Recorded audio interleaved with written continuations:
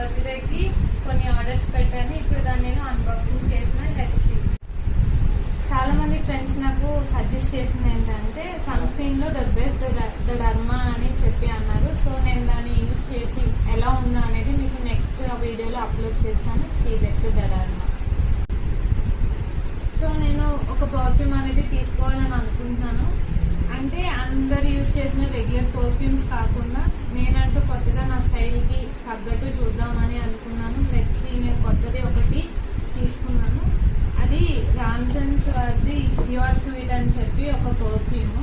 దీని లింక్ అనేది నేను డిస్క్రిప్షన్లో పెడతాను. దీని కాస్ట్ బిలో 500 బిలో ఉంటుంది. మరీ అంత ఎక్కువ కాస్ట్ అయితే కాదు. ఇది యూజ్ చేశాక నేను నెక్స్ట్ వీడియోలో అప్లోడ్ మీషో నుంచి ఒకటి ఆర్డర్ చేశాను. అది ఐబ్రో విత్ పెన్సిల్ అనమాట, బ్రష్ అనమాట.